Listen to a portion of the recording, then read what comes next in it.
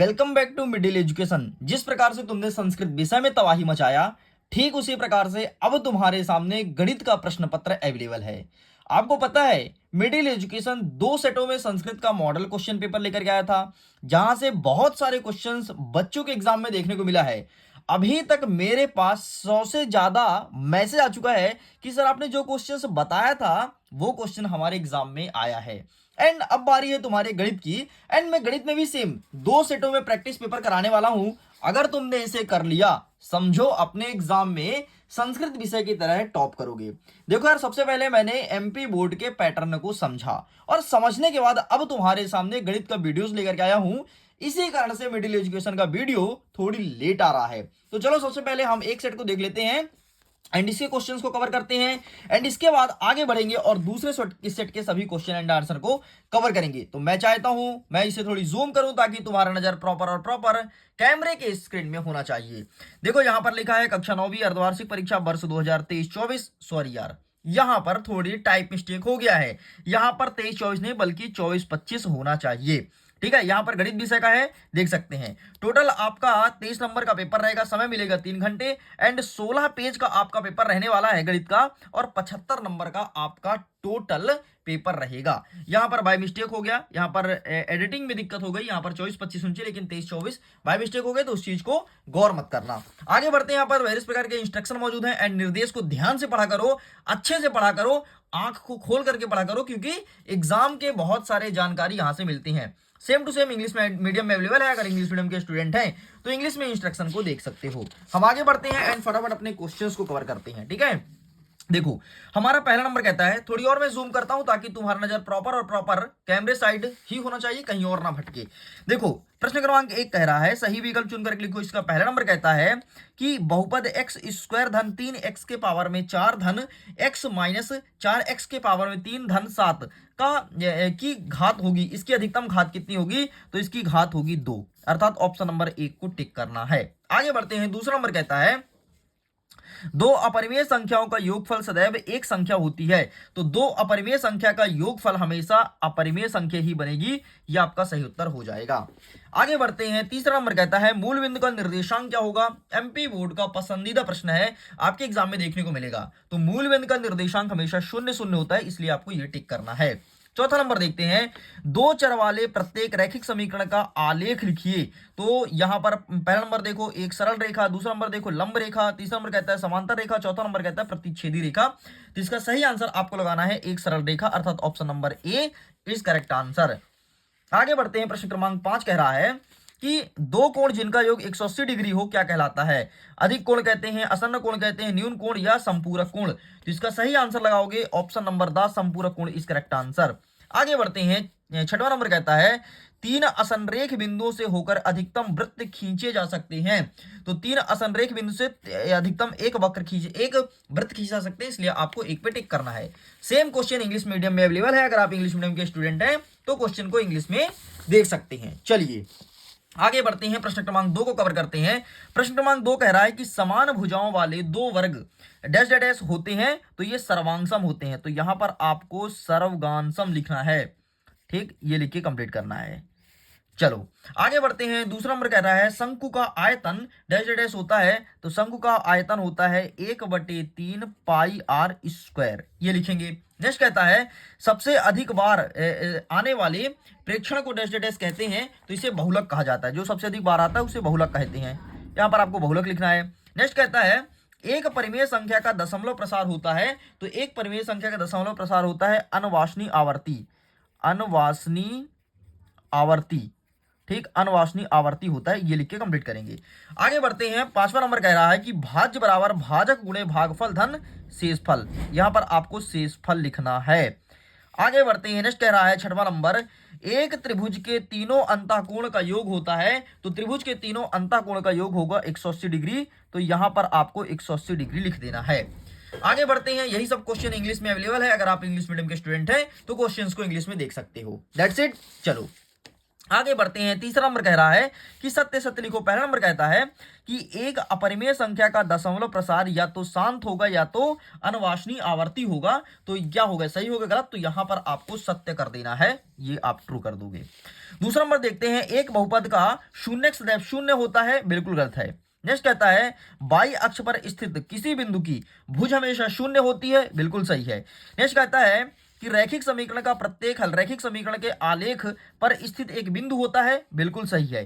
Next हमारा कह रहा है कि ऋज रेखीय कोण की माप 360 डिग्री होता है, नहीं, ऋज रेखीय कोण हमेशा 180 डिग्री का होता है। नेक्स्ट कह रहा है कि समद्विबाहु त्रिभुज के तीनों कोण बराबर होते हैं। समद्विबाहु बोला भाई, समान दो भुजा, तो तीनों कोण बराबर कभी नहीं होंगे, ठीक है। अगर तीनों कोण बराबर होंगे तो वो समद्विबाहु नहीं कहेगा, नाम से स्पष्ट है, समद्विबाहु मतलब समान दो भुजा। चलो इंग्लिश में क्वेश्चन अवेलेबल है, इंग्लिश मीडियम के विद्यार्थी तो इंग्लिश में देखो। आगे देखते हैं प्रश्न क्रमांक 4। चौथा नंबर कहता है कि सही जोड़ी मिलाओ, x square minus y square बराबर क्या होगा, ठीक। और दूसरा नंबर क्या कह रहा है आपका, एक्स क्यूब धन वाई क्यूब बराबर क्या होगा। तो आइए फटाफट इनका आंसर हम यहां से देखते हैं, ठीक। हाँ, एक्स स्क्वायर बराबर वाई स्क्वायर क्या हो जाएगा, तो ये पहले हो जाएगा, x plus y x minus y, ये हो जाएगा आपके पहले का उत्तर, ठीक है। आगे क्या कहता है कि जीरो और बी स्थित होगा, तो ये बी वाला है, ये बाई अक्ष पर स्थित होगा, ठीक। अभी हम इसका आंसर छोड़ रहे हैं, अभी हम दूसरे का छोड़ रहे हैं, ठीक है। तो ये होगा हमारा बाई अक्ष पे, तो ये हो जाएगा हमारे दूसरे का। नेक्स्ट क्या कह रहा है कि जीरो ए और शून्य ये एक्स अक्ष में स्थित होगा, ये हो जाएगा आपके, सॉरी यार, ये हो जाएगा चौथे का, ठीक है। दूसरे का हमने छोड़ा है ना, तो ये हो जाएगा आपके तीसरे का, ठीक। दूसरा भी मैं स्किप किया हूं, ठीक है। आगे बढ़ते हैं। नेक्स्ट क्या कह रहा है कि 90 डिग्री से कम वाला कोण क्या कहलाएगा, तो 90 डिग्री से कम वाला कोण क्या कहलाता है, यहां पर देख लेता हूं, निम्न कोण, ठीक है। तो ये हो जाएगा आपके पचवे का, ठीक है, पचवे कहलाएगा ना, हाँ पचवे का हो जाएगा। नेक्स्ट कह रहा है कि वह चतुर्भुज जिसकी सभी भुजाएं बराबर होती है उसे कहते हैं समांतर चतुर्भुज, ये हो गया छठवे का। और जो दूसरा वाला बचा था, ये जो बचा ये हो जाएगा दूसरे का। लो भाई सब कुछ कंप्लीट कर दिया हूं, ठीक है। चलो आगे बढ़ते हैं फटाफट, इंग्लिश में अवेलेबल है, इंग्लिश में आप क्वेश्चंस को देख सकते हो। हमारा प्रश्न क्रमांक 5 कह रहा है कि एक वाक्य में उत्तर दो।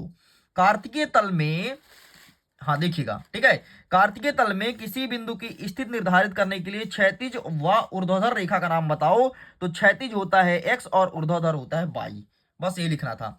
नेक्स्ट कहता है कि 4x धन 3y बराबर y का क्या हल होगा। तो y का हल निकल के आएगा ये आपका 0 और 4 और 3 और 0, ये निकलेगा। नेक्स्ट कहता है कि त्रिभुज के तीनों कोणों का योग कितना होता है। तो हमेशा त्रिभुज के तीनों कोणों का योग 180 डिग्री होता है, यहां पर 180 कर दोगे। किसी समांतर चतुर्भुज का एक विकर्ण उसके कितने सर्वांगसम त्रिभुज को विभाजित करता है। तो 2 को विभाजित करेगा, ठीक है। नेक्स्ट कहता है कि चक्रीय समचतुर्भुज क्या होता है। तो वर्ग होता है, चक्रीय समचतुर्भुज वर्ग को कहा जाता है। नेक्स्ट कहता है एक वृत्त जिस तल पर स्थित एक वृत्त जिस तल पर स्थित है उसे कितने भागों में विभाजित किया जाता है, उसे कितने भागों में बांटा जाता है, उसे एक वृत्त जिस तल पर स्थित है उसे कितने भागों में बांटा जा सकता है। तो 4 भागों में बांटा जा सकता है। इस प्रकार से इसका आंसर 4 लिख दोगे, ठीक है। ये भी कंप्लीट होता है। अब आगे बढ़ते हैं और हम अब क्वेश्चन आंसर को कवर करेंगे फटाफट। पहला नंबर कहता है कि 1/7 और 2/7 के बीच एक अपरिमेय संख्या ज्ञात करना है। तो आइए देखते हैं कि इसका सही आंसर क्या हो जाएगा। तो ये रहा है आपके सामने इसका सही आंसर, ठीक। इसका फोटो खींच लो। आगे बढ़ते हैं। नेक्स्ट इसके अथवा में कहता है एक बहुपद दिया है 3x धन 1 का शून्य क्या क्या होगा। तो आइए इसका आंसर मैं दिखा देता हूं कि बहुपद 3x का शून्य क्या होगा, ठीक है। प्रश्न क्या है 3x धन 1 का शून्य ना, तो 3x धन 1 का शून्य ये रहा तुम्हारे सामने, ठीक। 3x धन 1, ये इसका भी स्क्रीनशॉट ले लो। हमारा 7वां नंबर कह रहा है कि निम्नलिखित का मान ज्ञात कीजिए। 64 के पावर में 1/2 है और 32 के पावर में 1/5 है। तो आइए फटाफट इसका आंसर देख लेते हैं।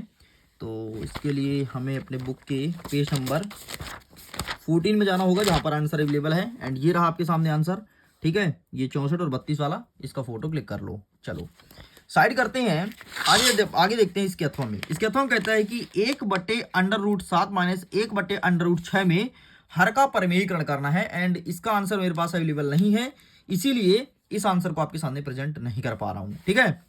एंड आपके लिए होमवर्क है।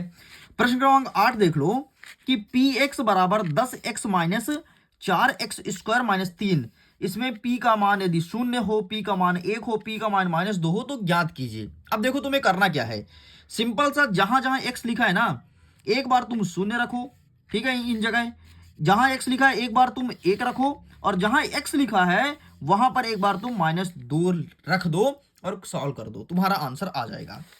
आगे बढ़ते हैं। नेक्स्ट कह रहा है गुणनखंड ज्ञात कीजिए।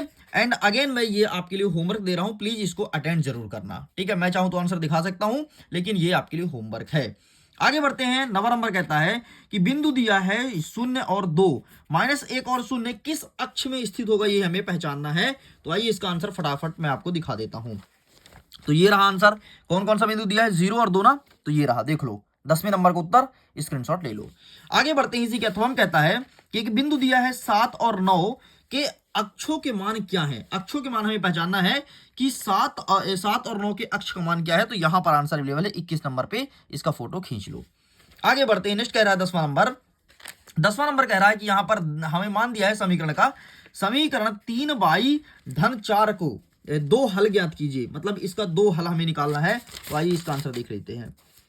ये रहा है आपके सामने आंसर, इसका स्क्रीनशॉट ले लो, ठीक है। यही प्रश्न पूछा है ना 9वां नंबर, इसका स्क्रीनशॉट ले लो। 1 सेकंड थोड़ी मैं क्लियर करता हूं। ये रहा, चलो साइड करते हैं। नेक्स्ट कह रहा है इसी के अथवा में कि बिंदु दिया है यहां पर 2 और 14 से होकर जाने वाला एक समीकरण बताना है कि कौन सा समीकरण है। तो आइए इसका आंसर दिखा देते हैं।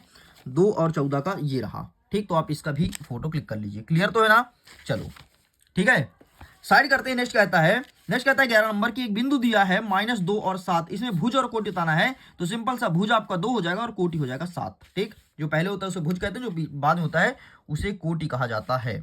आगे बढ़ते हैं। इसी के अथवा में कहता है कि अब इसमें भुज और कोटि बताना है। तो 5 आपका हो जाएगा भुज एंड 7 जो हो जाएगा आपका वो होगा कोटि। आगे देखते हैं। अथवा में कहता है कि 2x धन 3y का मान इतना दिया है 4.37, इसको ax धन by बराबर c के रूप में व्यक्त करना है। ये चीज पूछा गया है। तो आइए फटाफट इसका आंसर देख लेते हैं। तो इसके लिए हमें जाना पड़ेगा अपने बुक के पेज नंबर 31 में, ठीक। प्रश्न का पूछा है 2x वाला ना, तो ये रहा आपके सामने प्रश्न, ठीक है, ऊपर वाला 6वां वाला, ठीक। इसका फोटो खींच लो। चलो साइड करते हैं। नेक्स्ट देखते हैं 12 का अथवा क्या कहता है। 12 का अथवा कहता है कि k का मान ज्ञात कीजिए जब x का मान 2 हो, y का मान 1 हो, तो इस समीकरण में हल करना है। बहुत सरल इसका आंसर है। देखो क्या करना है, सिंपल से x का मान जो है और y का मान जो है इस समीकरण में रख दो, आपको k का मान निकल आएगा। यही आपको ज्ञात करना था। आगे बढ़ते हैं। 13 नंबर कह रहा है कि दी गई आकृति कोण PQR बराबर है PRQ के, तो सिद्ध करो PQS बराबर होगा PRT के। ये हमें ज्ञात करना है। तो आइए देख लेते हैं। तो ये रहा इसका सही आंसर, ठीक। 1 सेकंड, ये रहा, इसका फोटो खींच लो।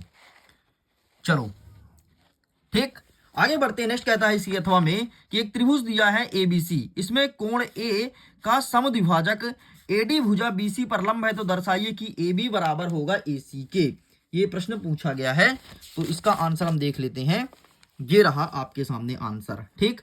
ये रहा आपका क्वेश्चन और ये रहा आगे का आंसर। इतना लिख के कंप्लीट करेंगे। आगे बढ़ते हैं। नेक्स्ट कह रहा है 14 नंबर कि चतुर्भुज के कोण दिया है 3, 5, 7, 13 क्या अनुपात ज्ञात करना है, जिसमें चतुर्भुज के सभी कोण ज्ञात कीजिए। तो आइए फटाफट इसका आंसर देख लेते हैं। तो ये रहा है आपके सामने आंसर, इसका भी फोटो क्लिक कर लो। चलो साइड करते हैं। हमारा नेक्स्ट क्वेश्चन कहता है अथवा में किसी चक्रीय चतुर्भुज में कोण A का मान 100 है, कोण B का मान 50 है, कोण D का मान 130 है, तो कोण C का मान ज्ञात करना है। चक्रीय चतुर्भुज में हमें ज्ञात करना है। तो इसका आंसर मैं आपके सामने दिखा देता हूं। ये रहा आपके सामने इसका आंसर, ठीक। ये रहा, इसका फोटो खींच लो। चलो साइड करते हैं। नेक्स्ट आगे बढ़ते हैं। 15 नंबर कहता है कि किसी त्रिभुज का आधार 16 सेंटीमीटर है और शीर्ष लंब मतलब ऊंचाई 8 सेंटीमीटर है, तो त्रिभुज का क्षेत्रफल निकालना है। तो आइए दिखा देते हैं इसका सही आंसर क्या हो जाएगा। तो ये रहा आपके सामने आंसर, ठीक। इसका भी फोटो खींच लीजिए। आगे बढ़ते हैं। नेक्स्ट कहता है इसी अथवा में कि 10 सेंटीमीटर त्रिज्या वाले एक अर्धगोले का कुल पृष्ठीय क्षेत्रफल ज्ञात कीजिए, जबकि पाई का मान 3.14 दिया हो। तो आओ फटाफट इसका आंसर देख लेते हैं। मैं एक से लेकर के और सारे प्रश्न का उत्तर बताऊंगा। अच्छा सुनो, एक मैं बिग अनाउंसमेंट करने वाला हूं, जरा इसको भी सुन लो, ठीक है। ये रहा प्रश्न और ये रहा उत्तर। अब सुनो, अगर तुमको इस पेपर का PDF डाउनलोड करना है क्वेश्चन विथ आंसर, तो तुम्हें सिंपल से क्या करना है, लिंक डिस्क्रिप्शन बॉक्स में है। पहले अगर 500 बच्चे PDF को डाउनलोड जल्दी से कर लेते हैं, उनको PDF डाउनलोड हो जाएगा। वरना जो पीछे 500 की बात करेंगे उनका नहीं होगा। तो अगर तुमको डाउनलोड करना है तो जल्दी जाओ और पीडीएफ का लिंक डिस्क्रिप्शन बॉक्स में है। 500 बच्चों के अंदर अगर तुम आओगे तो जल्दी से तुम्हारा सिंगल क्लिक में पीडीएफ डाउनलोड हो जाएगा विथ सॉल्यूशन। और जैसे ही आपको पीडीएफ मिलेगा तो फिर आपको वीडियोस बार बार देखने की जरूरत नहीं पड़ेगी। 16 नंबर कहता है कि 14 सेंटीमीटर व्यास वाले गोले का पृष्ठीय क्षेत्रफल निकालो। तो आओ दिखाते हैं इसका भी आंसर। तो ये रहा है आपके सामने आंसर। क्या बोला है? 14 सेंटीमीटर वाले ना, ये रहा, स्क्रीनशॉट ले लो। आगे बढ़ते हैं। अथवा कहता है कि प्रथम 5 सम प्रकृत संख्याओं का माध्य ज्ञात करना है। ठीक है, प्रथम 5 सम प्रकृत संख्या का माध्य ज्ञात कीजिए। तो ये रहा इसका आंसर। ठीक, इसका भी फोटो खींच लो, ये रहा। चलो साइड करते हैं। नेक्स्ट कहता है 17 नंबर, कार्तिकीय तल एक्स अक्ष और वाई अक्ष द्वारा कितने भागों में विभाजित किया जाता है। तो ये रहा है आपके सामने आंसर। इसका भी स्क्रीनशॉट ले लीजिए। ठीक, ये रहा 6वां नंबर वाला ये। चलो आगे बढ़ते हैं। नेक्स्ट कह रहा है इसी के अथवा में कि बिंदु दिया है 3 और 5 और -5 और 4 में भुज और कोटि का मान लिखो। तो वही भुज आपका हो जाएगा 3 और भुज इसका हो जाएगा -5 और कोटि क्या होगा 5 और 4, ये हो जाएगा आपका कोटि। ठीक, बस ये लिख के कंप्लीट करना है। आगे बढ़ते हैं। नेक्स्ट कह रहा है प्रश्न क्रमांक 18 नंबर कहता है कि दर्शाइए कि यदि किसी चतुर्भुज के विकर्ण परस्पर समकोण पर समद्विभाजित करते हैं तो वह एक समचतुर्भुज है। ये चीज हमें ज्ञात करना है। तो आइए दिखाते हैं इसका सही आंसर। तो ये रहा इसका सही आंसर। ठीक है, बस इसका स्क्रीनशॉट ले लो, ये तुम्हें लिखना पड़ेगा। ठीक है, यहां तक लीजिए एंड आगे इसके आगे ये रहा। ठीक है, तो आप इसका स्क्रीनशॉट ले लो। चलो इतना लिख के कंप्लीट करना है। आगे बढ़ते हैं। नेक्स्ट कहता है इसी के अथवा में कि एक शंकु का कुल पृष्ठीय क्षेत्रफल ज्ञात कीजिए जिसकी तिर्यक ऊंचाई 21 मीटर और आधार का व्यास 24 मीटर हो। यह प्रश्न पूछा गया है। तो आइए देखते हैं फटाफट कि इसका सही उत्तर क्या हो जाएगा। तो ये रहा है आपके सामने आंसर। प्लीज आप इसका फोटो खींच लो। चलो आगे बढ़ते हैं। नेक्स्ट कह रहा है प्रश्न क्रमांक 19 नंबर कह रहा है कि किसी महीने में एक परिवार द्वारा विभिन्न मुद्दे पर किए किराए निम्नलिखित है। ठीक है, मद और यहाँ पर व्यय। तो ये देखो, भोजन पर 4000, शिक्षा पर 2500, कपड़े पर 1000, मकान किराए पर 3500, अन्य पर इतना और इतना है। ठीक है, तो मद तुम्हें दिया है, कुछ मत करो, मद को टोटल जोड़ दो, बस खत्म करो, जोड़ के आंसर लिख देना। ठीक है, आगे देखते हैं। अथवा कहता है कि तीन सिक्के को एक साथ 30 बार उछाला गया तो चित्त आने की प्रायिकता ज्ञात करो और इसमें आंकड़ों की बारंबारता की बंटन सारणी भी बनानी है।